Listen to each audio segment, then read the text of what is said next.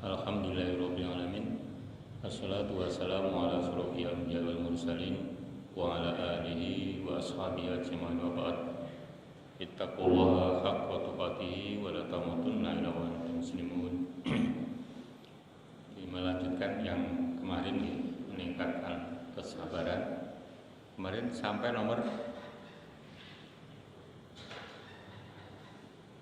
pinten?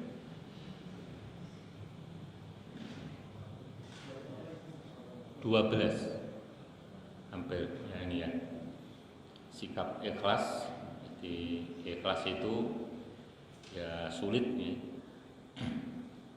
Jadi yang lalu sudah diberi contoh ikhlas. Umpamanya membantu seseorang untuk berusaha. Nih. Di mana jualan bakso lah gitu, diberi modal. Nah, ternyata penjual bakso ini kurang pinter memakai modal itu. Nah, terus umpama yang memberi itu tanya, lah modalnya kemana mas? Itu sudah tidak ikhlas. Jadi kalau sudah diberikan ya sudah jul gitu. Padahal itu niatnya benar, ya, niatnya benar. Itu sudah dinilai oleh Imam Ghazali itu sudah tidak ikhlas. Kalau sudah diberikan itu hak kepada yang diberi. Jadi ini contoh sikap ikhlas. Termasuk tidak mampu mensyukuri, itu juga tidak ikhlas. Umpamanya yang lalu saya kasih contoh, saya diberi hem batik bagus ya, harganya 500.000 umpamanya gitu.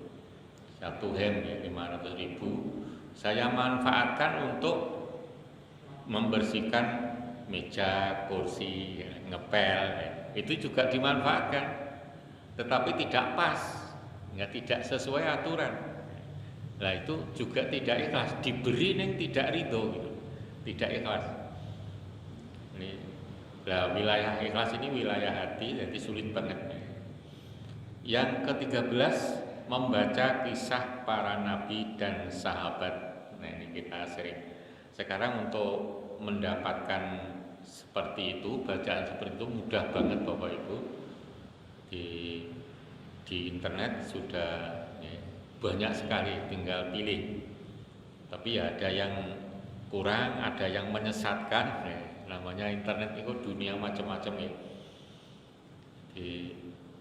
Kalau tidak senang ya difitnah gitu dan seterusnya. Jadi internet itu dunia. Kita jalan-jalan di dunia. Mau ketemu yang baik ya bisa, tapi ketemu yang buruk tambah bisa, tambah lebih mudah.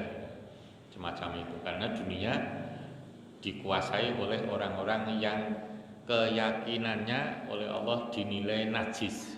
Keyakinannya. Jadi keyakinannya dinilai najis. Itu sekarang ini. Jadi najis, karena najis berarti tidak diridhoi oleh Allah. Lah kita sebagai umat Islam keyakinannya itu suci. Jadi bedanya di situ. Keyakinannya suci, itulah keyakinan yang dari Allah. Yang ke-14, mencontoh orang-orang yang sabar. Nah, ini sulit. Contohnya Nabi Ayub diuji dengan sakit berapa tahun Bapak-bapak? Ya. Macam-macam penjelasannya ya, ada yang 8 tahun, ada yang lebih kan gitu. Yang jelas kita diuji setahun aja belum tentu kuat. Nabi Ayub dalam kisah itu malah seneng. Senengnya apa? Dalam keadaan sakit dekat banget sama Allah. Ini yang disenangi. Dalam keadaan sakit dekat sekali kepada Allah, didukung dengan istrinya. Istrinya luar biasa, taat dan setia sekali. Jadi kalau umpamanya wanita sekarang ya enggak tahu ya, suaminya masih muda sakit terus. Ya mungkin minta cerai kali ya. Minta cerai ya enggak apa-apa, itu haknya. Wong cerai itu ya boleh, cuman kesabarannya ini. Ini contoh sabar, mencontoh orang-orang yang sabar. Jadi misalkan mencontoh Nabi kita Shallallahu Alaihi Wasallam, kita diperolok-olok, ya begitu diperolok-olok ingat Nabi yang baiknya, yang menilai itu Allah, sedunia paling baik. Nah, jenengan membaca tokoh 100 dunia itu ya, terbaik adalah Nabi. Itu yang terbaik dunia, masih diolok-olok. Nah, ini. Apalagi kita, ya sudahlah begitu. Nabi diolok-olok aja tidak membalas. Jangankan diolok-olok, diludahi aja tidak balas, malah membalasnya dengan kebaikan. Nah ini. Jadi begitu mangkel ingat Nabi, masih berat Nabi. Jadi apa yang kita terima itu masih berat Nabi, gitu aja.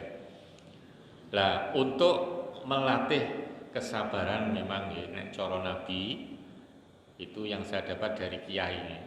Nah, Nabi melaksanakan, sumbernya memang dari Nabi, dikumpulkan beberapa hadis. Yang pertama rajin puasa sunnah. Rajin puasa sunnah. Berarti nanti Allah akan mendidik menjadi orang yang betul-betul tanggap dengan kesabaran. Yang kedua, rajin atau tiap malam sholat malam, tetapi yang lama. Nabi nek sholat malam kan 2 jam lebih. Bacaannya surat Al-Baqarah itu. Jadi nek menjadi imam, Nabi itu tidak membaca Al-Baqarah karena lama nanti.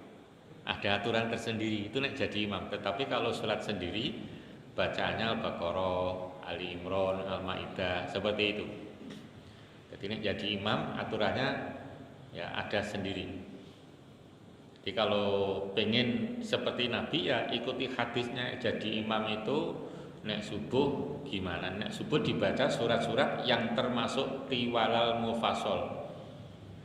Di semacam itu. Ini sudah ada standarnya.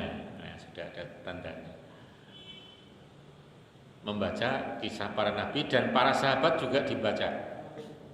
Jadi sahabat siapa itu dalam internet namanya Hayatus Sahabah.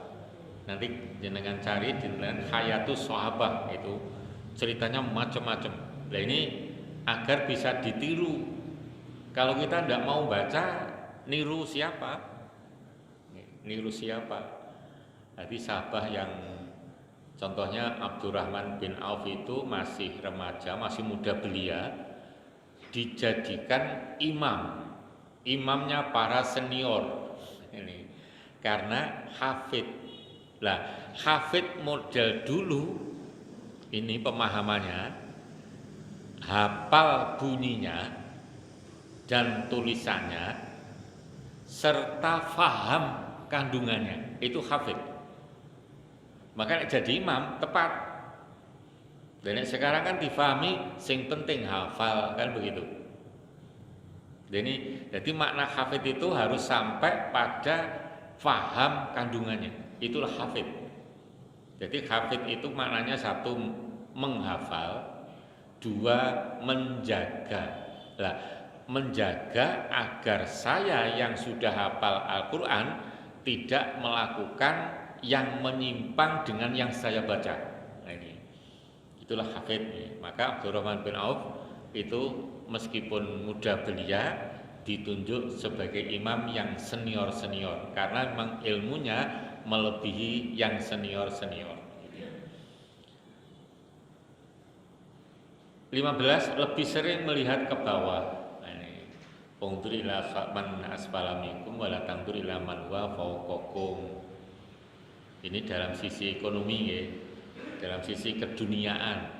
Tapi ini dari sisi ilmu melihatlah ke atas biar pengin. Jadi hasad terhadap orang pinter itu boleh. Wah kayak kok pinter menjelaskan Al-Quran, ngiri, ingin, nah seperti itu namanya hasadnya. Itu dibolehkan Sahih Bukhari dan Muslim. Ya ini. Yang ke-16 mengingat janji-janji Allah yang baik pasti diberi kebaikan yang lebih berlipat-lipat. Itu yang baik. Yang buruk sudah ada balasannya. Ini janji Allah begitu. Jadi ketika kita sholat umpamanya, takut kalau disiksa, itu sudah wilayah ikhlas Bapak-Bapak. Jadi kalau ada yang berbeda pendapat, yaitu pendapatnya. Tapi Imam Ghazali sudah menilai itu ikhlas. Cuman ikhlasnya tingkat rendah memang. Jadi seperti itu. Ini sudah wilayah ikhlas. Jadi pokoknya semua yang demi akhirat itu apapun kalimatnya itu ikhlas. Saya ngaji biar tahu dalam melaksanakan perintah dan larangan Allah. Ini melaksanakan perintah dan menjauhi larangannya. Ini berarti karena akhirat. Berarti ikhlas begitu. Jadi semua yang untuk akhirat itu sudah wilayah ikhlas menurut Imam Ghazali seperti ini. Jadi mengingat janjinya Allah, ringkasnya orang yang baik diberi kebaikan, orang yang buruk diberi yang balasan yang buruk. Itu sudah janji Allah. Nah, untuk mendapatkan janji-janji itu Allah sudah wahadainahun najdain, diberi hidayah. Ini yang baik, ini yang buruk. Najdain, ada dua jalan. Nah, supaya bisa membedakan, fa'alhamaha fujuroha wa taqwaha, diberi hati. Cuman hati itu Allah mengingatkan kalla bal rona ala qulubihim maka nuyaksibun. Setiap hati itu ada rona. Rona itu noktatun saudaun sohiratun, titik kecil hitam di hati setiap manusia. Semuanya ya ada itu, kecuali Nabi SAW karena sudah dibersihkan. Selain Nabi ada semuanya. Lah, rona itulah yang dikompori oleh setan agar membesar. Karena setan bisa masuk ke dalam aliran darah, ke tubuh manusia. Dikompori umpamanya kita diloke, nesu. Lah disitulah saat ngompori ya. Setannya ngompori agar rona itu menjadi besar. Begitu besar, manusia tidak bisa mengontrol, nesu ini dilanjutkan. Nah, ini. Tapi begitu mau besar, mau marah, istighfar, ronanya tidak jadi membesar, maka setan kalah. Jadi setiap manusia itu oleh Allah diberi namanya korin. Korin itu teman akrab, teman setia, selalu ada setiap saat. Minal jinni wal malaikati, baik dari jin yaitu berupa setan dan malaikat. Jadi setiap kita melakukan sesuatu itu terlintas dua itu, yang baik atau yang buruk. Ini mesti perang batin, ya, perang batin. Karena ada dua korin tadi. Nah, malaikat mengajak untuk ya yang baik-baik, bisiannya seperti itu. Nek setan membisiki yang buruk-buruk. Di antara janji-janji Allah, ini saya tulis sebagian aja, dijanjikan surga. Kalau sudah surga itu semuanya masuk. Untuk yang baik-baik ya, dijanjikan surga, baik ayat maupun hadis banyak. Diberikan pahala tanpa batas. Ini kalau orang yang mau bersabar, dijanjeni minimal seperti ini. Ada 5 ya, ini tulisannya 4. Pahala tanpa batas, berarti terus meskipun orangnya sudah meninggal. Orang yang mampu sabar diberikan pahala tanpa batas. Karena perbuatannya banyak yang meniru. Nah, ditiru itulah termasuk amal jariah. Diberikan rahmat dan petunjuk. Jadi rahmat kalau di dunia artinya selain petunjuk, ya, selain kasih sayang. Jadi kasih sayang, petunjuk, bimbingan, perlindungan, jaminan supaya menjadi baik terus. Jadi orang yang sabar, sabarnya tapi menurut Allah nggih, bukan sabar menurut manusia, menurut Allah. Sabar menurut Allah itu melakukan hal-hal yang baik secara istiqomah, terus tidak berhenti. Hal-hal yang baik secara istiqomah. Jadi contoh yang paling gampang, yang baik untuk pelaksanaan sholat adalah jamaah. Menjaga agar jamaah terus itu sabar artinya. Jadi ini gara-gara hujan tidak mau jamaah, nah ini. Jadi jamaahnya nek kaum bapak yang paling baik di masjid atau sejenisnya.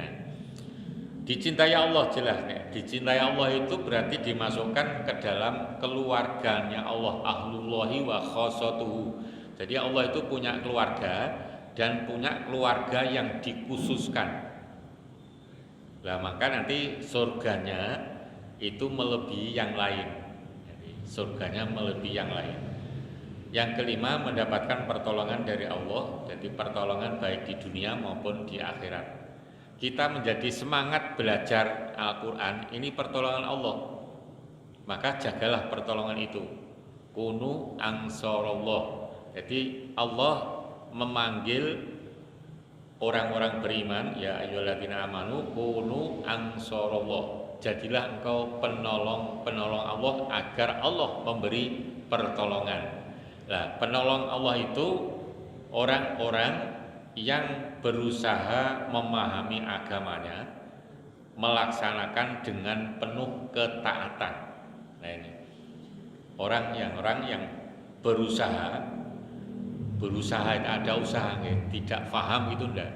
Mulai dari berusaha memahami agama Allah dan melaksanakan sesuai aturan dengan secara istiqomah.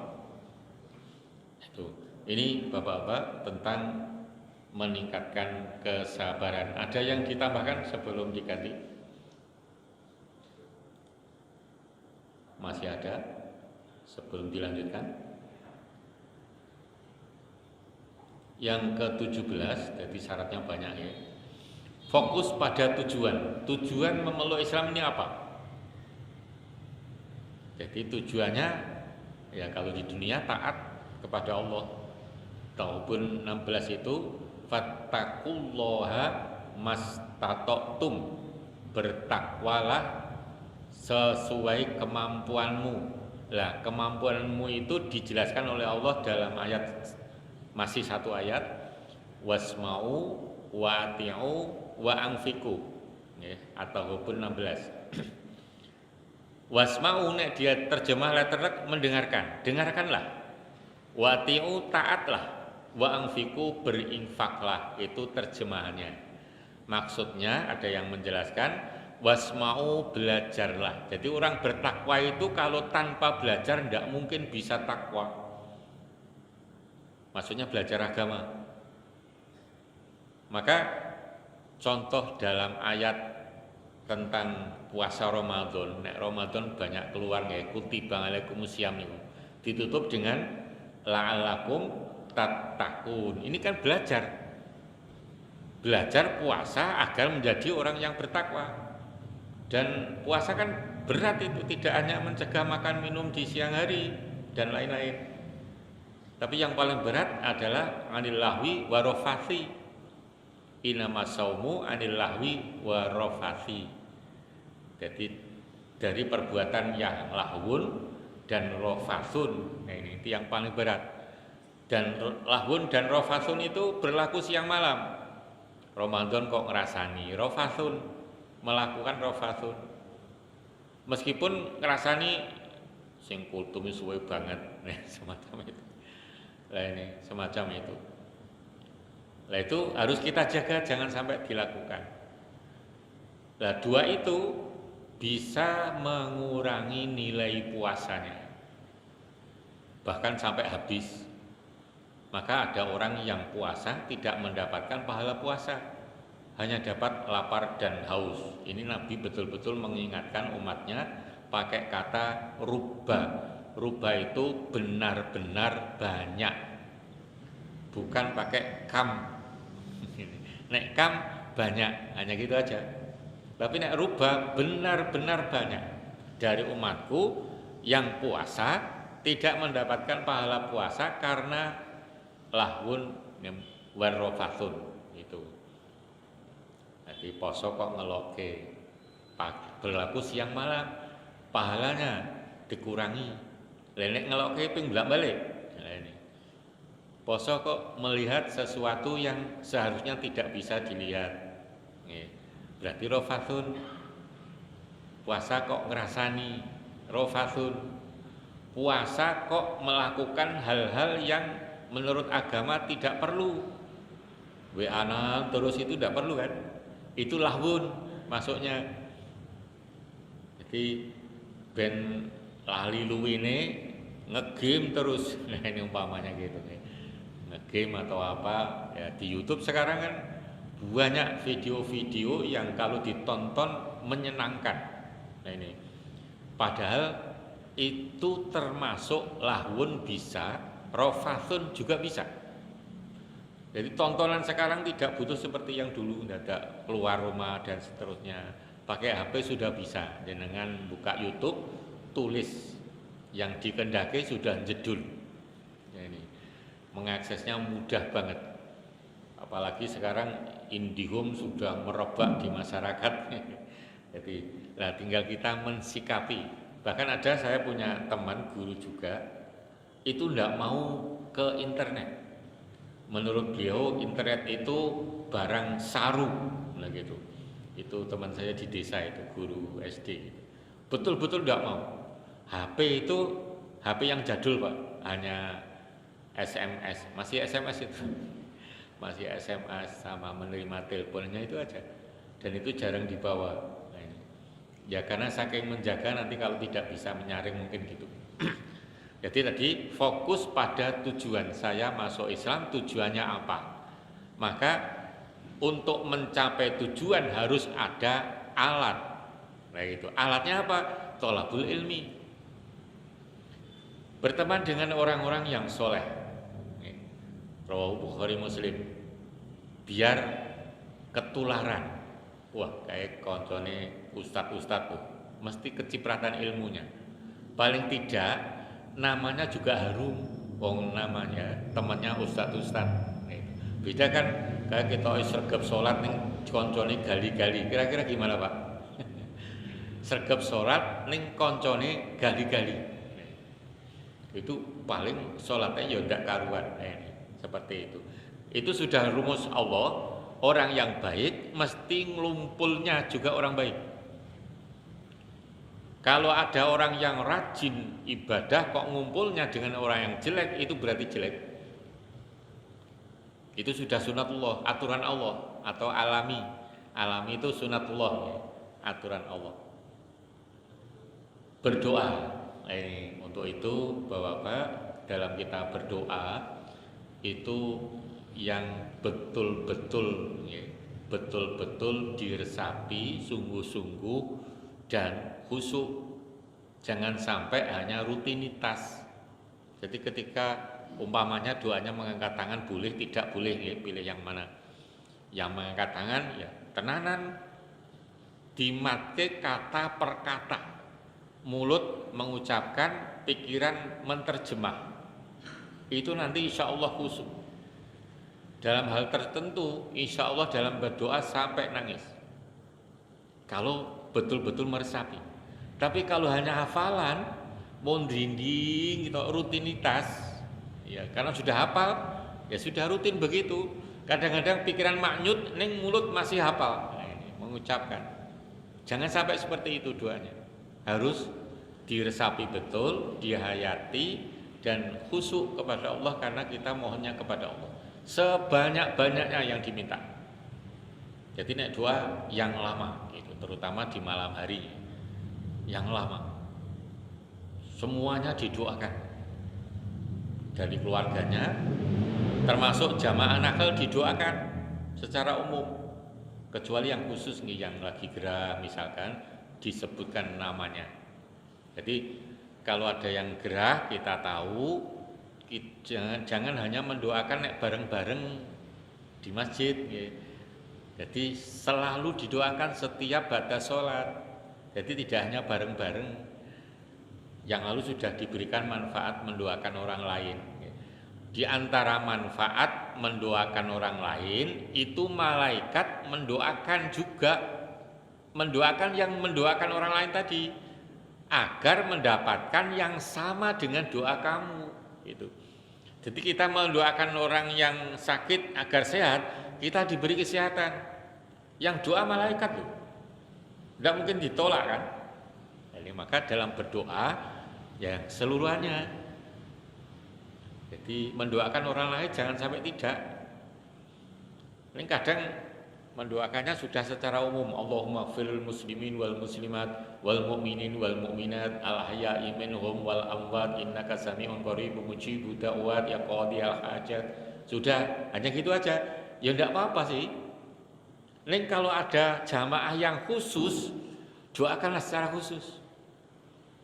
Jadi umpamanya lagi sedih, kita doakan yang bersangkutan supaya kita tidak diberi kesedihan. Nah, jadi apa yang kita doakan untuk orang lain, kita akan mendapatkan doa itu. Maka jangan malas-malas dalam mendoakan orang lain. Berikut cara mengendalikan emosi. Jadi sabar identik dengan lawannya, yaitu emosi. Membaca ta'awud. Ta'awud bacaannya banyak ya Bapak Ibu. Tidak hanya satu, a'udzubillahi minasyaitonirrajim. Jadi bisa ditambah a'udzubillahi minasyaitonirrajim min nafkhihi wa nafthihi wa nafkhihi wa hamzihi. Nafkhihi, nafthihi, ya, hamzihi. Bisa ditambah itu. Nafakho. Nafkhihi itu dari nafakho. Jadi setan itu sukanya menghembuskan, meniupkan hal-hal yang buruk kepada manusia. Itu nafakho. Min nafkhihi wa nafthihi wa nafthihi itu godaannya. Jadi setan mesti menghembuskan hal buruk terus digoda supaya tertarik kepada yang buruk tadi. Dijadikan indah. Nah ini yang buruk itu nafsihi nafasa, itu yang buruk dijadikan indah oleh setan. Sehingga kalau orang ngantuk melihat sesuatu itu yang baik, yang buruk jadi baik, itu jadi tidak ngantuk. Cirinya begitu.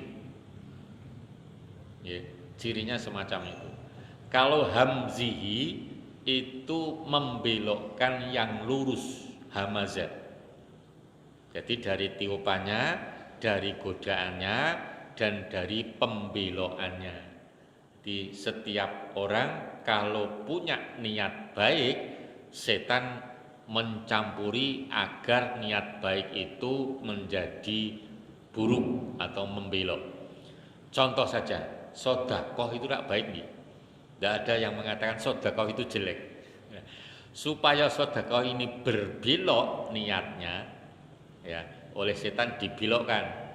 Nek sedekah ditampak-tampakkan. Nah ini sudah nilainya sudah tidak sedekah lagi itu. Itu setan. Terus nek sedekah makanan ada cara tersendiri itu ya. Di mana itu? Jatino. Yakowiyu nih lho. Nah, itu menyebarkan apem. Wah ini. Nah, untuk supaya menutupi hal belok jadi lurus, dibuatlah kalimat nguri-nguri budoyo. Jadi lurus gitu. Itulah trik-trik setan begitu. Jadi hal yang buruk dijadikan dengan istilah-istilah yang dianggap baik oleh masyarakat. Diam dan menjaga lisan. Maksudnya diam ini tidak sembarang bicara. Lebih baik diam kalau sembarang bicara. Dan kalau bicara harus menjaga lisannya biar tidak emosi. Supaya emosinya tidak muncul, maka ucapkan tadi ta'awud tadi atau istighfar. Mengambil posisi lebih rendah. Kalau berdiri silahkan duduk, kalau duduk silahkan terlentang. Ini pelajaran dari Rasulullah SAW. Kalau masih lagi segera berwudu, karena marah itu dari setan. Setan terbuat dari api, api bisa padam karena air. Lah wudulah. Kalau wudu masih marah, wih kebangetan itu. Orangnya yang kebangetan. Kalau sudah mau wudu, wah itu langsung malaikat ya diutus oleh Allah agar menghilangkan marahnya. Nanti panjenengan coba aja. Kalau pas marah, cari air wudu. Ya, terus wudu. Jangan tayamum loh ya.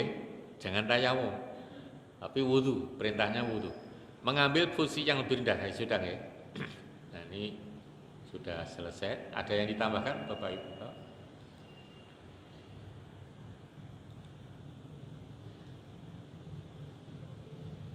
10 penghapus dosa menurut Imam Ibnu Taimiyah. Ini ulama besar, namanya cukup harum, karangannya banyak. Ya, kalau orang sekarang karangannya buku banyak itu termasuk orang kaya enggak? Secara ekonomi kaya ya. Imam Ibnu Taimiyah enggak mau. Ya ini. Tidak mau jadi kaya, maksudnya kaya hartanya banyak itu tidak mau. Jadi karangannya luar biasa. Nah, Imam 4 itu yang paling banyak Imam Syafi'i. Imam Syafi'i juga begitu. Jadi karangannya banyak, bisa diakses oleh seluruh manusia di dunia, tapi tidak mengharapkan fee dari percetakan atau dari yang memperbanyak. Fee-nya cukup dari Allah saja. Nah, ini. Ulama besar itu seperti itu. Termasuk ulama yang dekat dengan kita di negara kita, Hamka, Buya Hamka, itu menulis tafsir sebelum dipenjara sulit sekali. Karena banyak ceramah, banyak dimanfaatkan oleh masyarakat. Tapi begitu ke penjara, nulisnya cepat sekali. Jadi di penjara itu belum tentu hal yang buruk bagi orang beriman. Jadi nyatanya tulisannya bisa selesai itu waktu di penjara. Ya, yang menjarakan Pak Karno dulu ya. Nah ini itu termasuk di penjara itu penghapus dosa. Penghapus dosa. Di antaranya pertama taubat, istighfar. Jadi maka kita harus perbanyak istighfar ya, minimal astagfirullah, minimal itu, bisa yang lain. Perbuatan baik, setiap kebaikan maka akan menghapus dosa. Doanya sesama mukmin. Jadi kita dalam berdoa kan ada itikang ya, tahmid kepada Allah, alhamdulillahirabbil alamin, hamdan yuafi dan seterusnya. Terus sholawat, Allahumma sholli ala Muhammad dan seterusnya. Terus mendoakan mukmin secara umum, Allahumma ighfirlil muslimin wal muslimat wal mu'minin wal mu'minat. Ini etika berdoa. Jangan sampai langsung isinya. Jadi tahmid, memuji Allah, sholawat, terus mendoakan orang muslim secara umum. Baru isinya doa untuk diri, keluarga atau yang lain. Terserah nanti isinya banyak atau sedikit. Setelah itu sebelum terakhir mendoakan orang beriman secara umum lagi. Ada apa Pak? Kok kemeresek?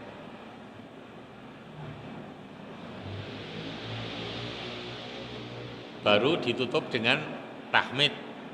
Walhamdulillahirabbil alamin. Minimal itu ya, yang pendek. Ya pakai subhanakallah, subhan apa itu? Rabbil nasi amma yasifun wassalamun itu ya boleh atau yang lain. Perbuatan yang lalu, perbuatan yang lalu tapi yang baik. Perbuatan yang lalu yang baik, bukan perbuatan yang lalu yang buruk enggak. Jadi ada perbuatan yang lalu itu sudah lewat, tapi yang baik-baik. Kemudian syafaat Nabi SAW.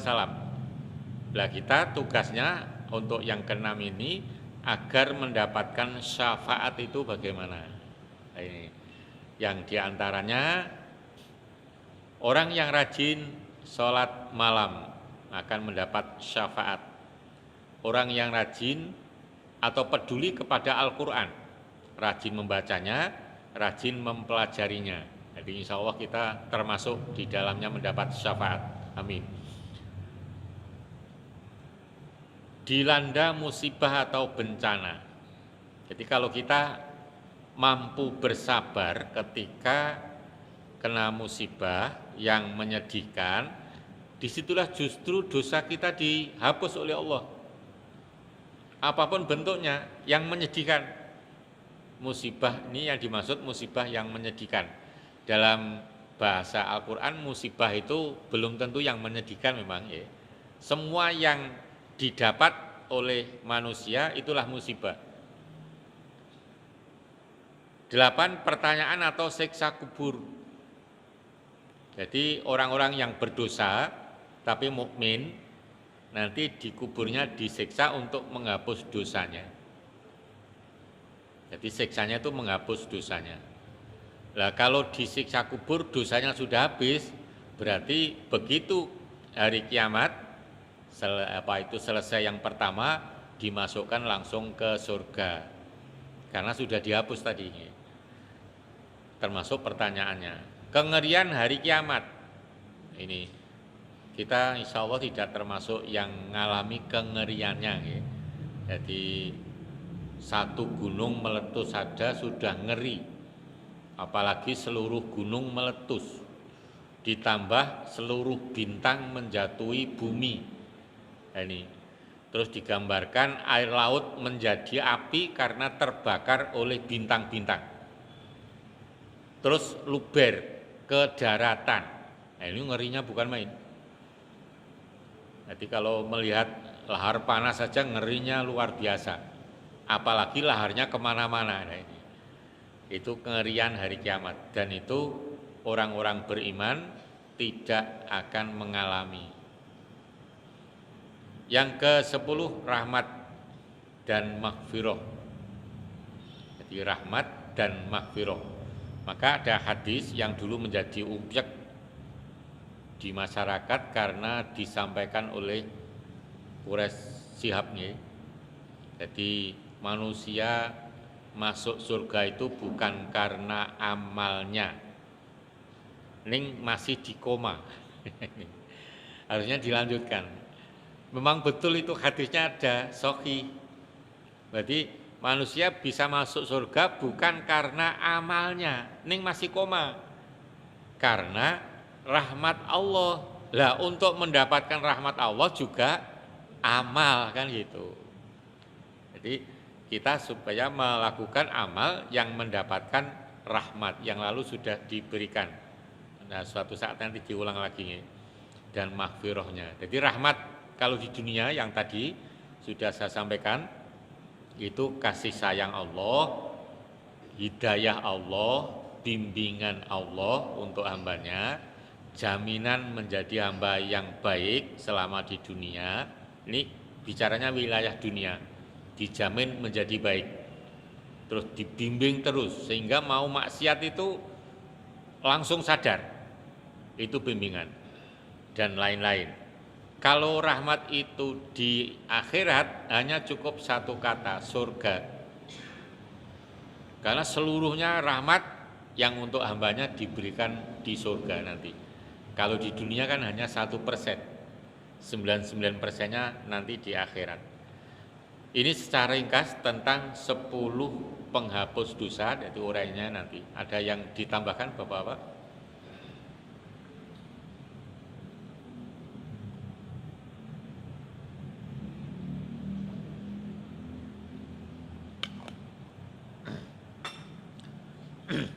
Jadi ringkasnya dari 10 yang secara singkat ini kita harus menjaga dan diamalkan. Jadi agar mendapatkan yang 10 ini. Tobatnya diterima. Kok banter banget kan? Ya, taubatnya bisa diterima, istighfarnya juga diridhoi Allah, perbuatannya juga begitu dan seterusnya. Ini tidak lepas dari kita belajar Bapak Ibu. Jadi belajar itu hal yang pokok ya. Maka wahyu pertama turun perintah untuk belajar. Sudah ada belum? Sudah ya. Penjelasannya untuk selanjutnya yang akan datang insya Allah disampaikan. Gitu aja Bapak, mudah-mudahan bermanfaat. Subhanakallahumma rabbana wa bihamdika asyhadu alla ilaha illa anta astaghfiruka wa atubu ilaik. Bila taufiq wal hidayah. Assalamualaikum warahmatullahi wabarakatuh.